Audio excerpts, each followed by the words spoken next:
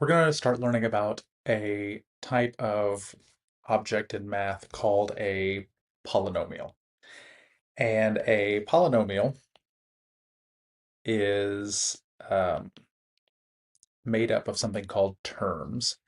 And so a term is either a variable or a constant. So an example of a term would be something like the number 7. The number 7 is a term. Or the variable x could be a term. We could also put these two things together. If you multiply a constant and a variable together, that is a term. So for example, 3y. 3y is an example of a term. If I were to multiply two variables together, something like xy, xy is a term. Or if I did x times x and I got x squared, that's also an example of a term. When I have just a single term, like one of these 5 that I've written here, just a single term by itself, this is called a monomial. A monomial is a single term.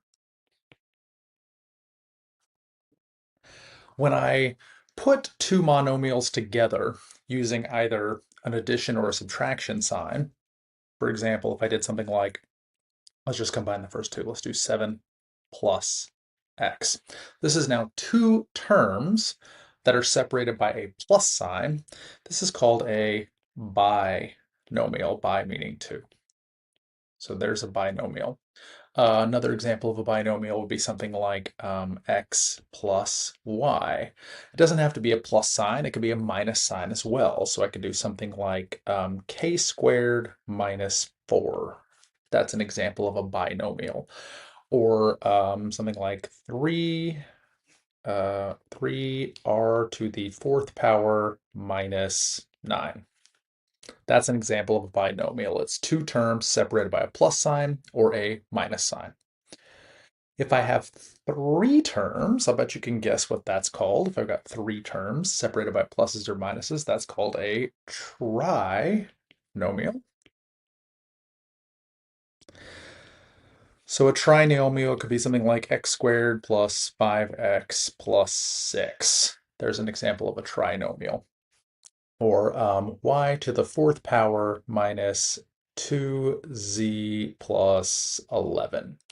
Three terms separated by a plus sign or a minus sign. It's called a trinomial. Anytime you have more than three terms, I'm sure somebody knows a special name for those when there's 4 terms or 5 terms or 6 terms, like quadnomial or quintinomial. Maybe there's a special name for those. But if we have more than 3 terms, we just call them polynomials. More than 3 terms are polynomials. In fact, if you called any of these a polynomial, it'd be okay. We just try to be more specific when it's 1, 2, or 3 terms. So if I called a monomial a polynomial, it's fine to call it that.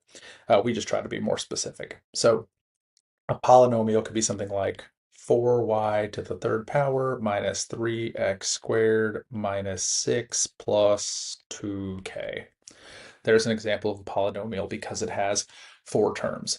Now, what we're going to learn in this first set of lessons here is how to multiply monomials together. So what we're really going to focus on is how to identify a monomial. And all you have to know is that a monomial does not have a plus or a minus sign in it. It's just a single term that doesn't have a plus or a minus. So something like an 8 is an example of a monomial. But if I were to add a plus or a minus sign in there, like if I were to do an 8 plus 4, this is not a monomial because it has a plus sign. This is a monomial. Just plain old 8 is a monomial.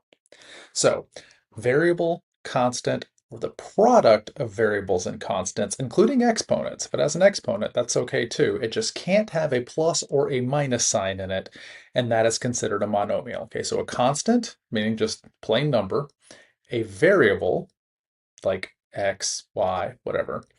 We can do a constant multiplied by a variable, like this 3y that we have here, or we can do a variable multiplied by a variable, and that can be either two different variables, like x, y, or it can be the same variable, and of course when we multiply two of the same variable together, we get an exponent, like x squared, y to the third, z to the fourth power, or we can do like 9z to the fourth power.